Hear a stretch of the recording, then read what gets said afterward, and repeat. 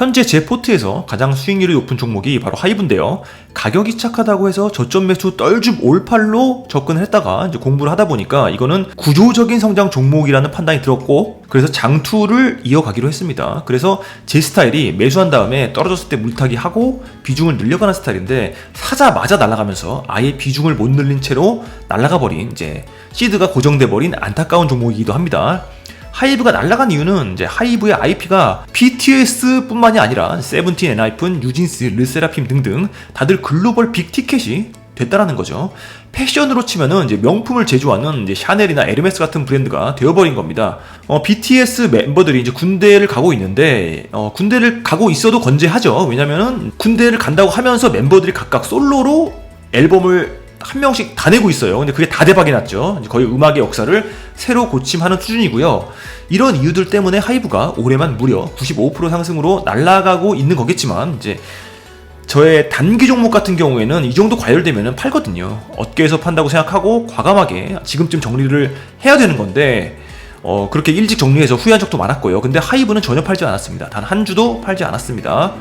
제가 맨날 방송에서 노래 부르는 거 아시죠? 주봉 RSI라고. 이게 하이브가 지금 80 가까이 왔어요. 그러면 이제 70 넘어가면서부터 하나씩 이제 분할 정리 들어가야 되는 건데 전혀 건드리지 않고 있습니다. 이제 두 가지 이유가 있는데, 하나는 이거죠. 외국인이랑 기관만 주구장창 사고 있습니다.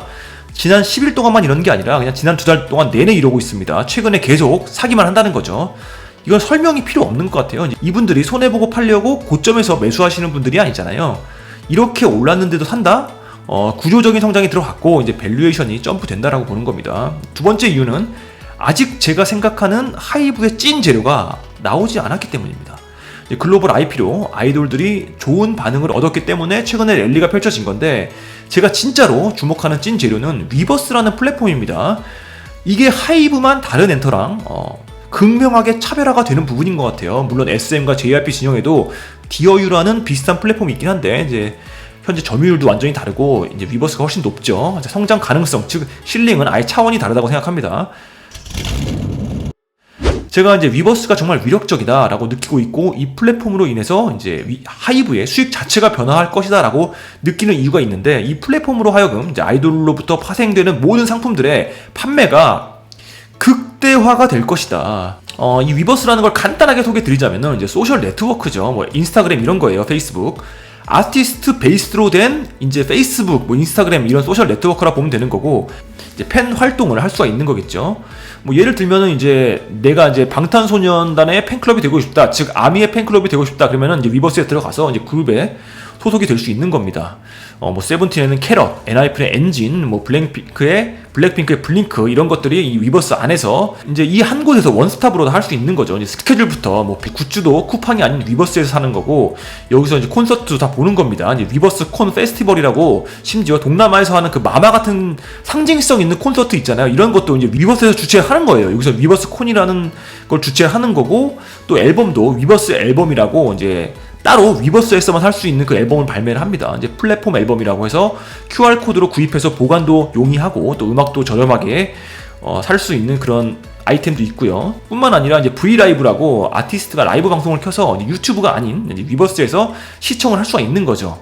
2019년에는 이제 구글 플레이 올해의 인기 앱 중에 하나가 바로 위버스였고, 이미 가입자가 1000만 명 이상이고 아마 지금은 더 넘을 수도 있습니다. 여기서 대한민국 국적 가입자는 고작 7.5%라고 합니다. 대한민국 국적 가입자가 7.5%인 게 왜 중요하냐면은, 이제 하이브가 해외 IP들도 계속 사고 있잖아요. 그러니까 해외 시장을 계속 확장을 시켜 나가고 있는 중인 거예요. 그래서 이번에 SM 인수할 때도 내부적으로, 하이브 내부적으로 굉장히 마찰이 많았다고 합니다. 왜 국내 IP를 더 추가하냐, 이 돈으로 SM을 사지 말고 차라리 해외 IP를 더 사야 되는 게 맞다, 그런 것 때문에 이제 SM 인수를 하는데도 가장 크게 막힌 부분이 있었다는 후문이 있습니다. 뭐 아리아나 그란데나 저스틴 비버 등이 소속된 스쿠터 브라운의 이타카 홀딩스의 지분 100%도 하이브가 가지고 있죠. 그러니까 이미 하이브는 국경 없이 위버스로 해외 시장 진출을 해버린 거예요. 그러니까 그 나라의 IP만 갖고 있으면은 이제 판매하는 데는 문제가 없어진 거죠. 물론 결제 시스템도 추후에 더 업그레이드 해야겠지만, 세계 60억 인구가 다 소비자가 될 수 있는 상황인 거고, IP만 갖고 있다면 그들이 위버스만 깔면, 그리고 아티스트들의 커뮤니티에 흡수를 시킬 수가 있는 겁니다. 이미 그렇게 돼가고 있습니다. 여기서 여기서 가장 중요한 부분이 바로 저는 그 팬덤이라는 활동의 시장의 파이가 핵심이라고 생각하는데, 제가 사실 이것 때문에 장기 투자 들어가는 거예요. 그 이유가 바로 이제 팬덤이라는 그 액티비티가 살짝 종교랑 비슷한 점이 있다라는 겁니다. 종교는 이제 교리와 신앙심이 베이스라면 이 팬덤은 이제 교리나 신앙심 대신에 이제 아티스트에 대한 사랑이 있는 거죠. 이런 차이점이 있는 반면에 공통점은 바로 종교처럼 이제 커뮤니티 기능이 있다라는 거예요. 소속이 돼가지고 활동을 한다는 거죠.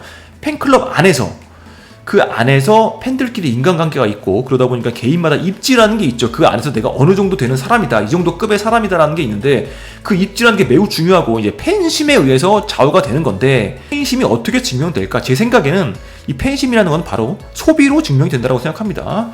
교회에서도 이제 헌금으로 신앙심이나 이런 입지가 증명되는 그런 부분도 있는 것처럼, 즉 소비가 팬클럽 내에서 입지에 영향을 크게 준다라는 겁니다. 그럼 어떻게 되겠습니까? 증명을 하기 위해서, 나의 팬심을 증명하기 위해서 마치 인스타그램 여성분들이 명품백 사진과 골프하는 사진 등등 자기의 그런 위상을 증명하는 사진들을 올리듯이 위버스 안에서 이 팬심을 증명할 수 있는 쇼핑에 향연이 펼쳐지지 않을까라는 상상을 저는 해본 거예요. 이제까지는 콘서트장에 가서 이제 굿즈샵에 들어가면은 정말 달리기 빠른 사람들도 몇 분 만에 매진이 돼가지고 사지 못한다고 하더라고요. 위버스 안에서는 그런 일이 일어날 필요가 없죠. 달리기에 빠른 사람이든 느린 사람이든 다들 살 수가 있겠죠. 물론 리미티드라는 게 걸려 있어서 하이브가 원하면은 안 팔 수도 있겠지만, 하이브가 팔고자 하는 것들은 다 살 수가 있는 겁니다. 여기 보시면은 $2,500짜리 BTS 앨범이 있습니다. 이제 한화로 한 300만원 정도 되겠죠.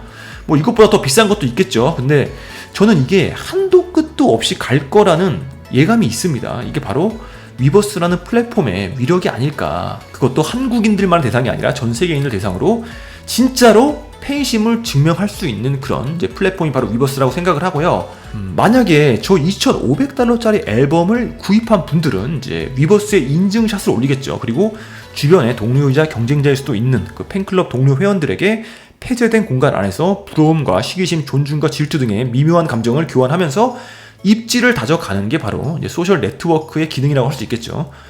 그런 일들이 이제 안에서는 팬들끼리 일어난 것이고, 이제 외부에서 하이브 입장에서는 이제 원하는 가격에, 이제 원하는 만큼, 원하는 대로 팔 수가 있겠죠. 제가 바라보는 하이브의 가장 강력한 이제 성장 재료입니다.